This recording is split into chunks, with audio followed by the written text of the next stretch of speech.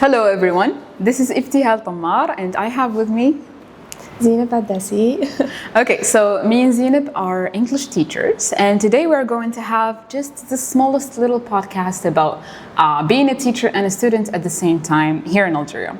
So this is going to be our topic for today, and yeah, let's roll. Let's go. We should start by introducing ourselves. Okay. So as I said, I am Ibtihal Tammar. I have been an English teacher for 4 years now, and I am a student at the National Polytechnic School of Algiers. I have had experience with different students from many backgrounds, many ages. So yeah, and this is what we're going to talk about today. Okay, this is Zainab Addasi, second year preparatory schools student at École Nationale Polytechnique, and an English teacher. I'd say conversational English teacher, but mostly English teacher for kids. For not so long, only 1 year, but I could do the job. Trust me.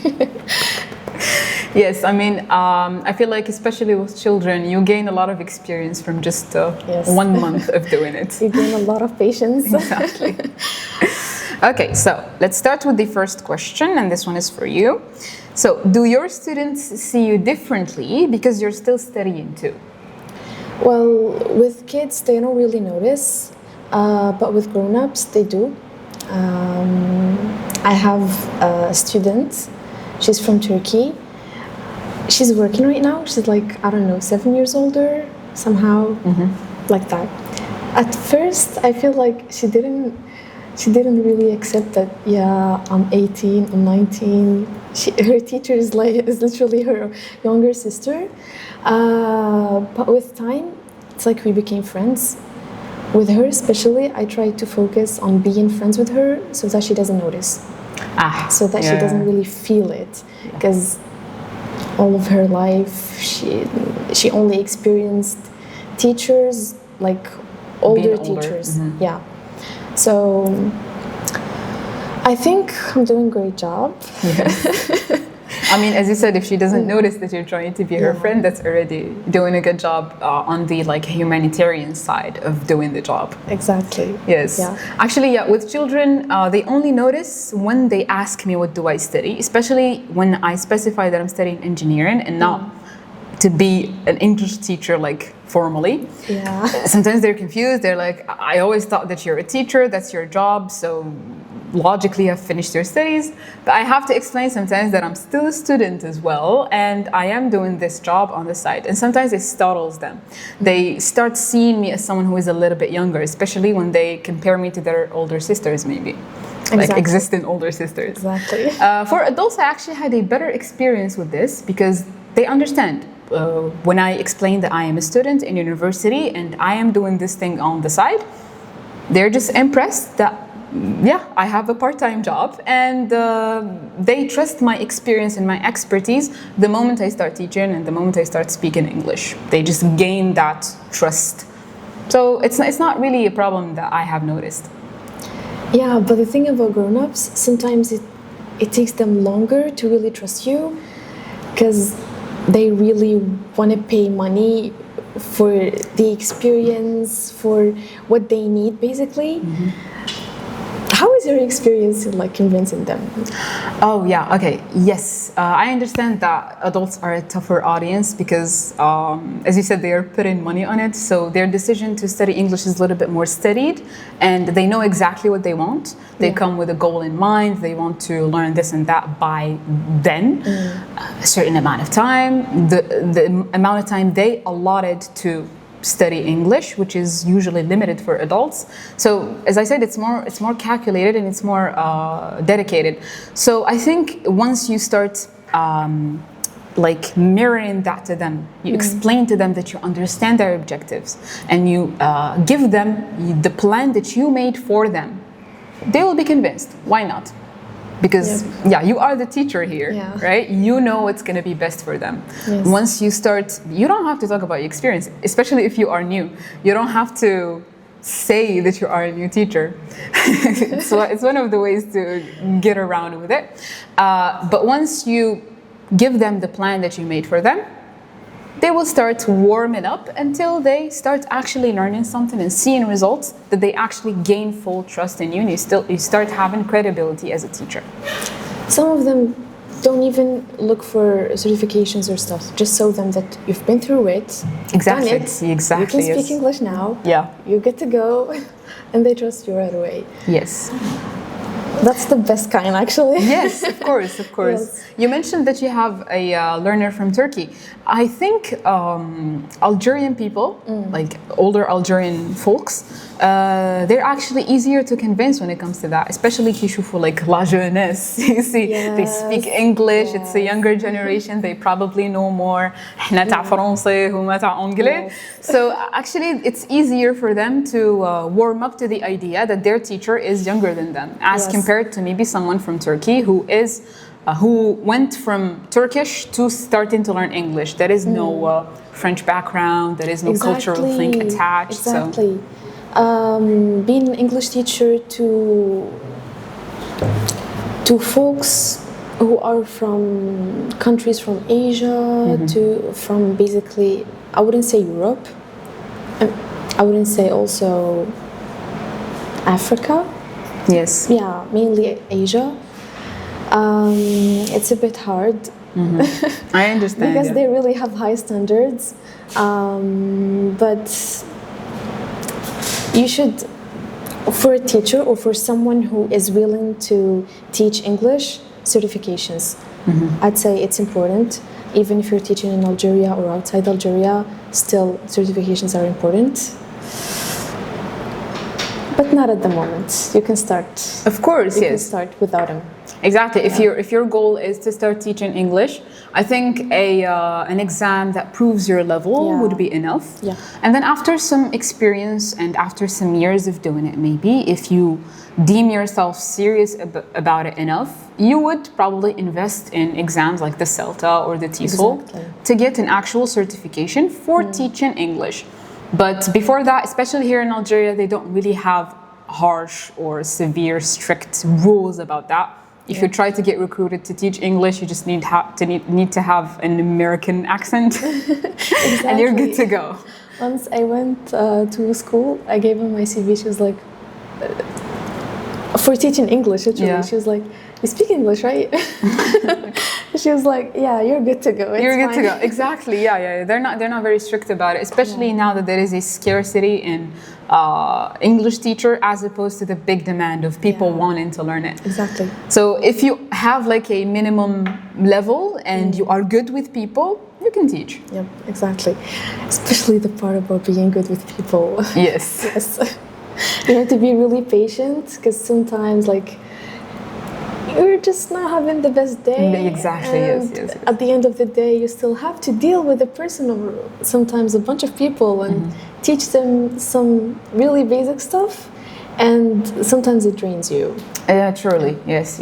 I think any job that requires dealing with people and having to put on that social mask for a long time, especially after having maybe a bad day at school. So here we're speaking about people who are studying and teaching at the same time. It is very challenging. It's one of actually the hardest parts. Yep. Okay, that's good for question number one. Okay, go. Okay, now it's time for question number 2 for Ibtihal. Have you ever felt exhausted or overwhelmed trying to balance both roles? Okay, exhausted and overwhelmed. Every day. All the time. All the time. Yes. If you're not teaching this class, you're thinking about the next class, you're thinking about the lesson plans you have to make, the homework that you have to give. Especially if you have a lot of classes at the same time, it is always actively in your brain, no matter how many other things you have on the side.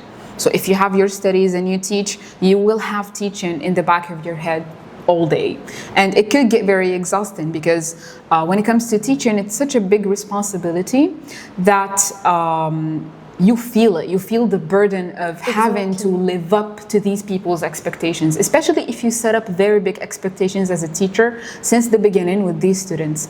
If you are working hard, if you prepare your lessons every time, they start expecting very good things from you. Let's say, for example, kids, on days that I'm a little bit tired and I don't prepare a game, they're very disappointed. And they're like, شنو هذا? You see? So kids are actually pretty judgmental when it comes to teaching. But yes, this is one example. So if you're not having absolutely the best performance in the world, especially after setting up an expectation, it becomes really draining to always try to live up to that. Especially with École Nationale. Exactly. It's not the easiest thing. You don't really have a lot of free time. But with kids, it's like I try to give them games. We do them daily. Like games, I don't need to prepare for them. Yeah. You know how is it gonna go? Yeah. Simon Says. Simon Says. I love Simon Says. Yeah, Simon Says is the best. Put them there for 15 minutes and I'm like, Simon Says, jump. Simon Says, turn around. And they love it. Yes. They do. Especially when they're like competitive. Yeah. Exactly. Give them time to compete. Exactly. It takes a pretty good bunch of the lesson. Okay, now رانا شغل نفرشوا our lesson plans, which is probably unethical for some people. Exactly. But yeah, this is what we do sometimes. You just, especially with kids, you just gotta جوز الوقت with something that they enjoy, and if they learn at least 1% from it, it's for the good. So for Simon Says, for example, just for people who probably don't understand the game, you say Simon Says and then you give them an instruction, something to act or do. And if they don't do it, you know, they get out of the game until there is only one person. I think in French, it's Jacques a dit. Yes.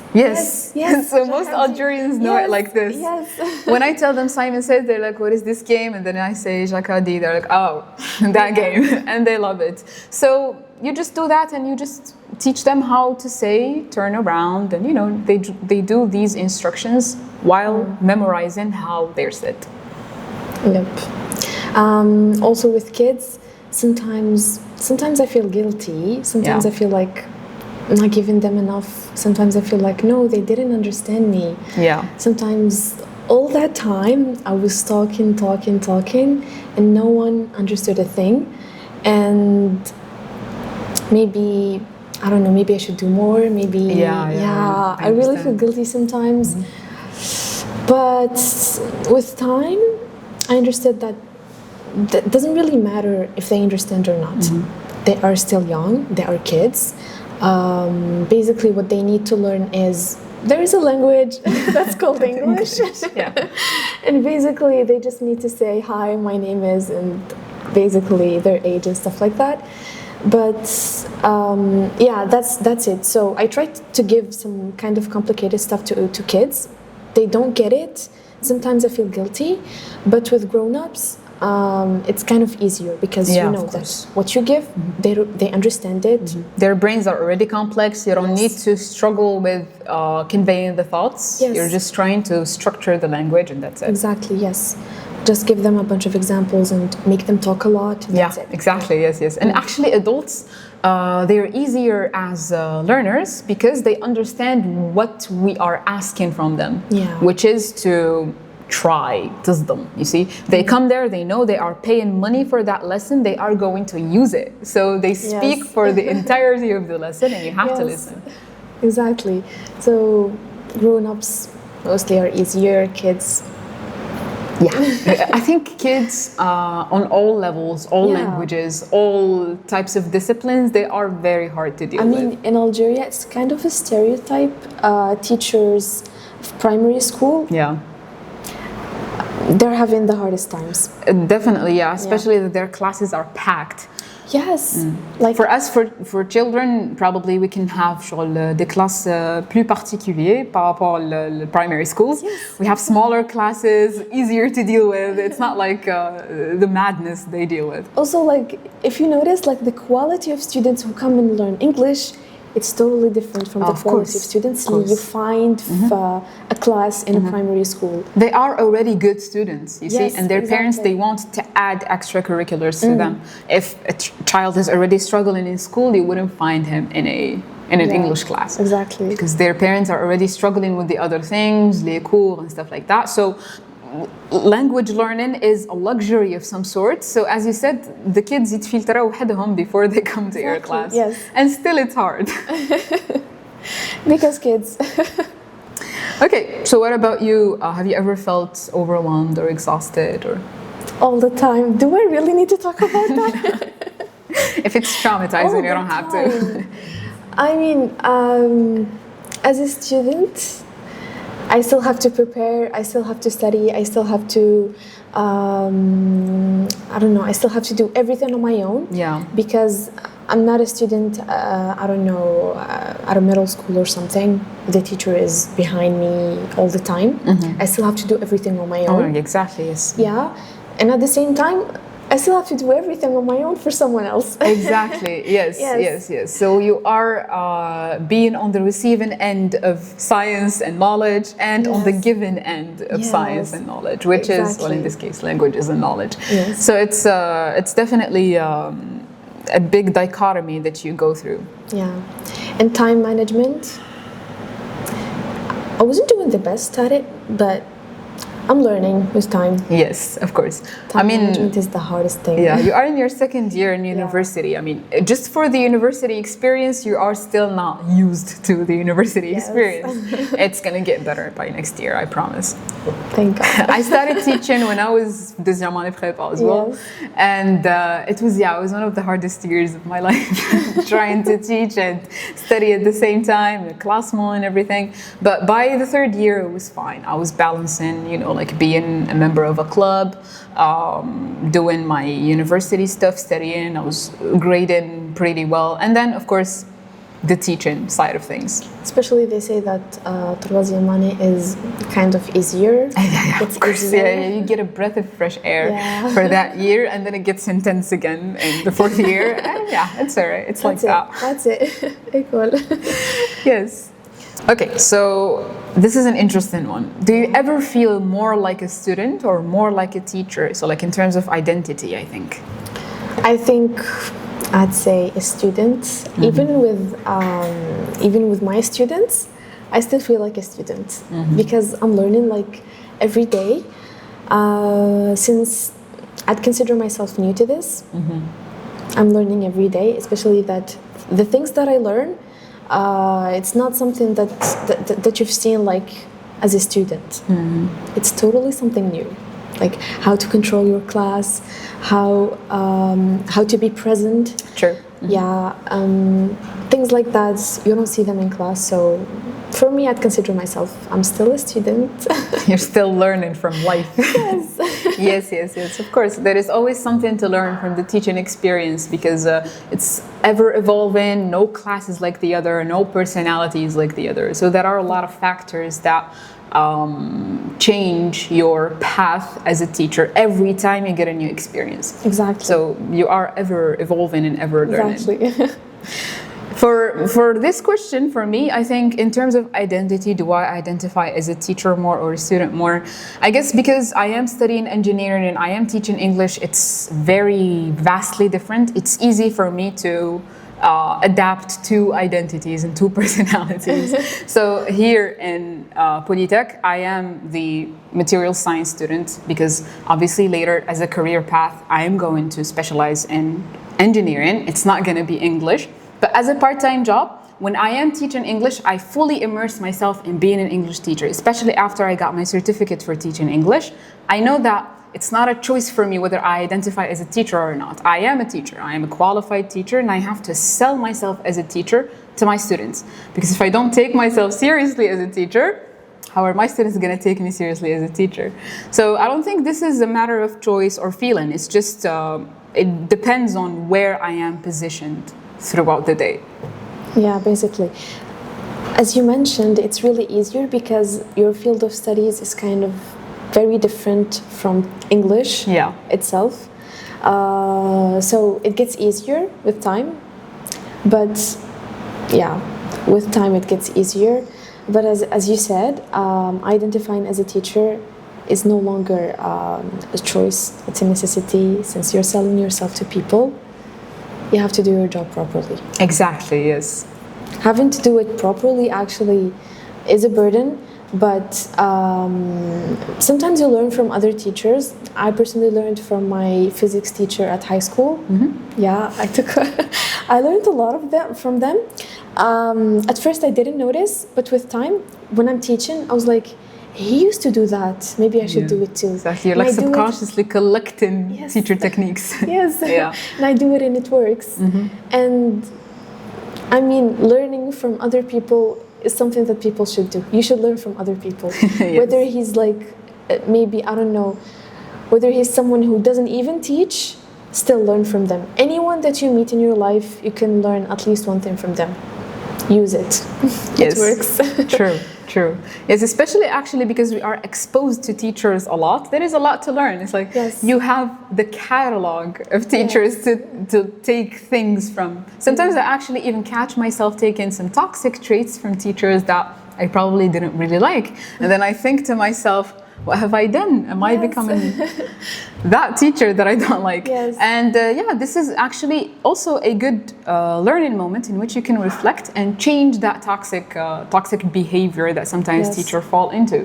So it's a way to break the cycle, to learn from all of the teachers that have taught you, and to just experiment for yourself, especially Yes. if you are a new teacher trying to find your personality, your groove. How do you make the class go?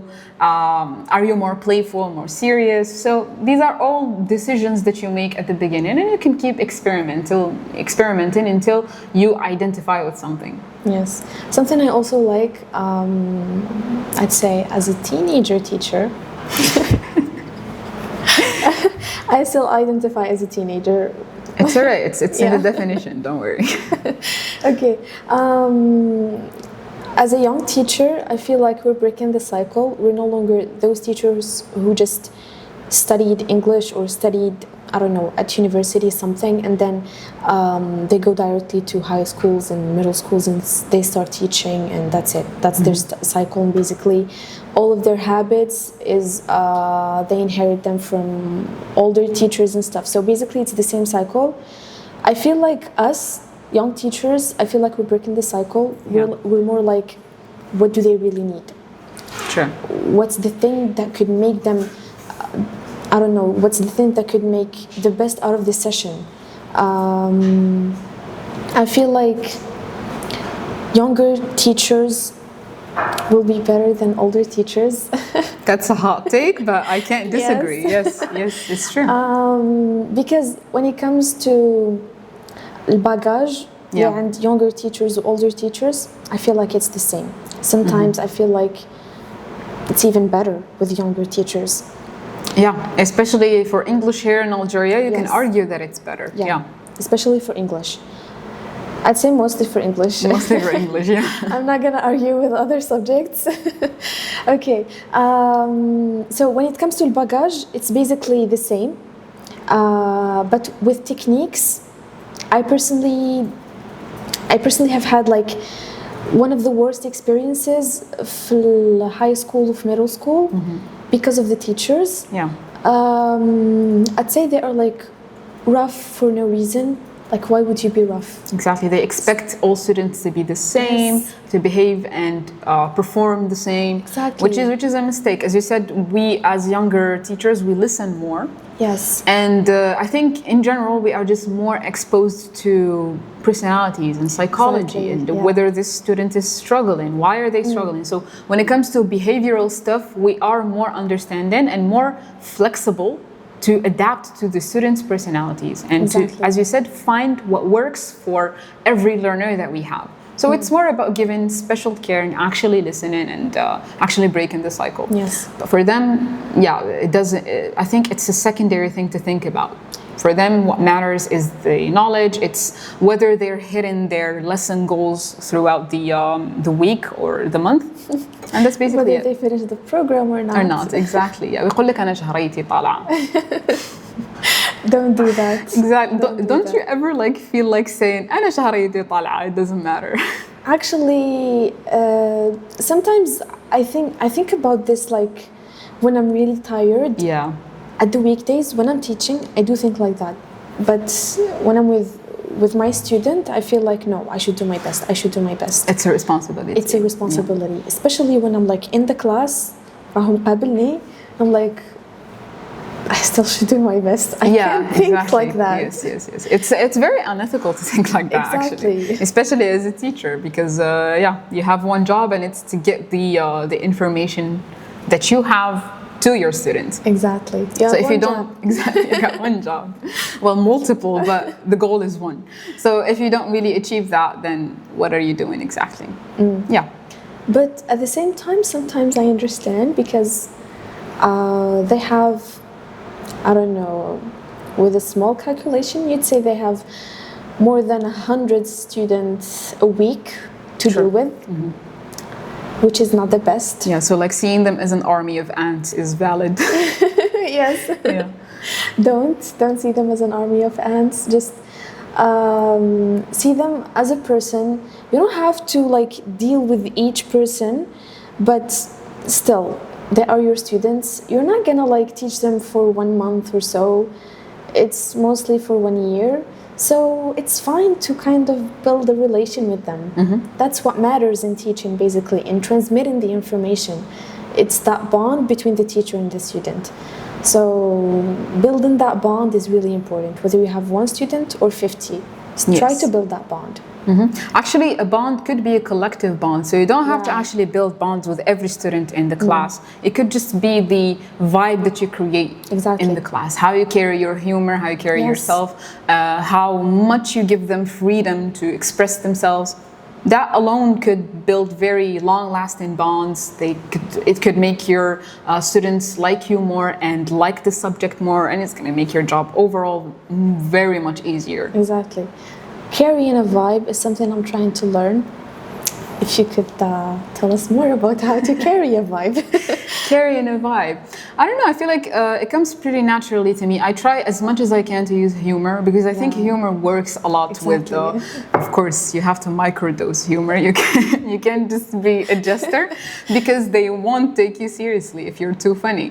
So you have to be moderately funny. You know, it's like, especially in the first session, you can crack jokes every now and then, just to give them the impression that it's okay for them to joke as well, especially if you know that this bunch is probably going to be a funny bunch. For adult learners, obviously. I mean, even for kids. If you know that they will enjoy making jokes, try to build that vibe with them. I have this belief that, for example, for building the bond part, it's alright to use the native language. Yes. I allow a lot of Arabic in my class, especially for weaker adult learners and for kids.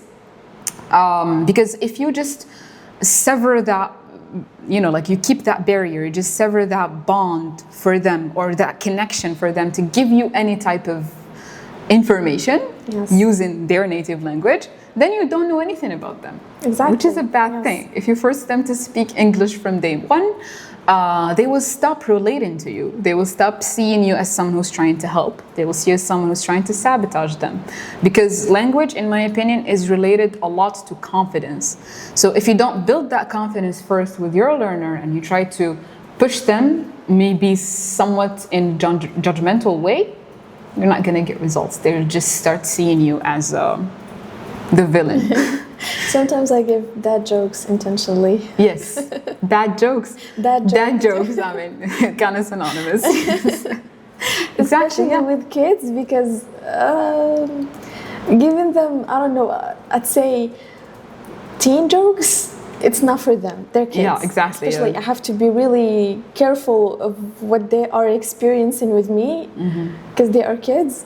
But dad jokes are fine. Yes, I sometimes do the thing of, you know, like using the culture of Gen Alpha. Yes. You know, like as much as I hate 6'7", sometimes you gotta 6'7" with them. You can't. They do it all the time, so you gotta do it with them. Yeah. So I don't allow a lot of that type of humor, because I personally don't care about it. And it kind of distracts them from the class, because it reminds them of their phones, and you don't want them to remember their phones. So, but sometimes when they are like just trying to chat with each other and with me, they're trying to have a vibe, I can't just be like, don't do that. Yes. You see, like setting a boundary at a moment where the student is trying to connect with you, in my opinion, is bad, especially with kids. Yes, setting a boundary, sometimes you have to just shift your tone. I don't like really setting boundaries. Exactly, yes. Shift in your tone, but at the right time. You can Yes. maybe shift in your tone later, not when it's happening. Especially, as I said, if the intention of the Yes, learner is to connect exactly. with you, not to Let 'em mock enjoy you. the moment, Exactly, then yes. stop. Exactly. If it's disrespect, obviously you have to Yes. stop it, especially between them and with you. But when it comes to, as I said, just a small connection moment, you have to let it happen. You Yes. can't really just break their soul like that. Yeah, exactly. I think it's time for the next question. Okay, so Okay, I think it's for To me. me? Oh, yeah. Okay, this question is for you. If you had to choose one forever, teaching or studying, what would you pick? Okay, actually, this is an interesting question for me to answer because, okay, as much as I probably enjoy teaching, I say probably in air quotes because Sometimes you don't. exactly, I I'm not sure anymore because I've been doing it now for 4 years, and I feel like right now I'm doing it for the money, obviously, and it's really less about my personal satisfaction and me doing something I enjoy, and more about a chore that I have to get done, because now it has become so woven in my personality to be a teacher and my identity to be a teacher that I just have to do it. You see, if like one of the schools I work in comes with a new offer to teach a new class, if I am available time-wise, I kind of have to say yes. You see, I can't say no just to go chill or scroll or do something else. That has become my life now. But for the long term, I'm pretty sure that I'm gonna stop teaching at some point because this is my last year in university. I think after graduating, I'm not going to be an English teacher. Unless maybe sometime in the very far future, if I find some time outside of my actual job, which is going to be in engineering, obviously, I'll probably take a class or two, just, you know, to remove the rust and maybe go back to something that I enjoyed once. Yes. But currently, yes, I'm pretty sure that I wouldn't say I would teach forever. I would, okay, forever studying. Yeah, forever studying is not a problem for me. No, it's a good thing. If there is something more to learn in English, I would take it, like maybe taking the CELTA. It's one of the goals that I have to be like a certified English teacher. And I can do other things like research and English teaching, stuff like that. I would really like that. But teaching specifically is just a hobby for me that I can stop anytime. For me, I'm still at that part where where I am enjoying teaching English. So, to answer this question, I'm not really settled for me because I really love teaching, and English is not the only goal for me. Maybe I teach other things. But if we talk only about teaching English, it's something that I really enjoy. I wouldn't think that I would stop at the moment. But, you know, as an engineering student, at one point, I will be a graduate. Yeah. I will work in engineering and stuff. Like a real adult job. Yes, a real adult, exactly. Because I don't really consider teaching English as an adult job. I see. That's my thing. Yeah. Especially having it as a part-time job, it doesn't feel like something very serious. I think of it like I'm just chilling like an hour a week. Yeah, it's fine. I'm chilling and obviously getting money out of it, of course. That's an important part. Yes. Still, I think that studying also is one of my goals. I really think of postgraduates seriously. So to answer the question, I'd say studying, because still studying is really beneficial. It's something that really gets something out of you. But teaching, it's something that gets it's getting the best out of someone else. Yeah. It's like you don't feel like you're doing something for yourself. So sometimes I speak to myself at night. I feel like, whoa, am I a better version of myself today?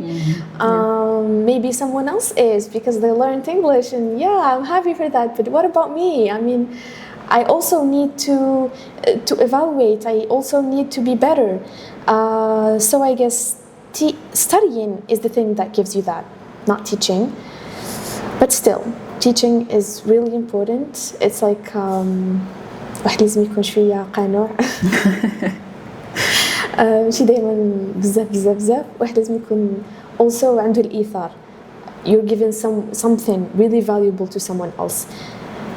You should be happy with that. I mean, teachers راهم في مقام الرسل, which is something really important, like to look up to. So I would say studying until one point. Maybe I would shift to teaching. Who knows? But at the moment, I'm ego. A student, yes. I need to do things for myself. Exactly, yes. Okay, time for the next question. Okay, so for the last question I have here is kind of a reflective question. So as both a teacher and a student, what do you think students actually need from teachers? That's a really important question. Yep. That's to you, teachers. I mean, as a student and a teacher at the same time, I think we understand what's the thing to really transmit. I think. You mean you understand the content, the source? I mean, I understand your exact role as a teacher. Oh yeah, definitely, yes. Because we have teachers, and sometimes we're just not satisfied. We're not satisfied, exactly, and mostly that dissatisfaction comes from the lack of communication from that teacher's part. So I think what students actually need from the teacher is for them to listen, to communicate with them, to understand their goals, to understand where they want to go with it. So if we take for example formal education, so like high school or even university, teachers are there to reach objectives that the student is usually ignorant of. You see?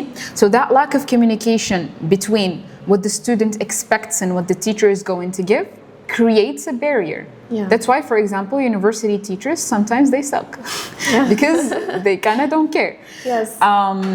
Once that communication starts happening of the teacher explaining where they want to get, because they are the teacher, they know. Even if the student has objectives, the teacher will know how to get there. Yes. And it will give very realistic views on how to reach that goal in a certain amount of time.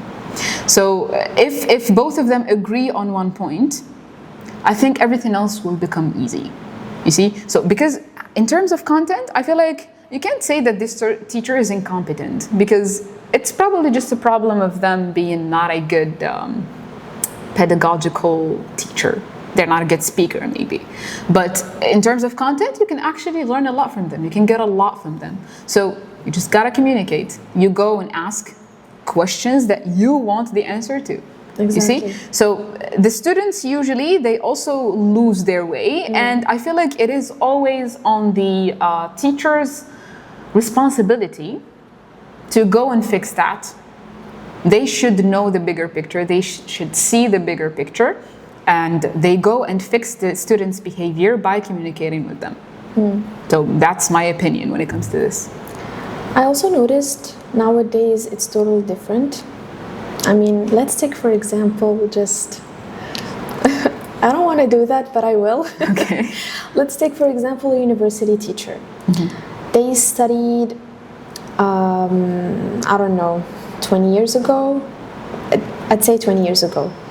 So at that time, students didn't really know what to expect from their teachers in terms of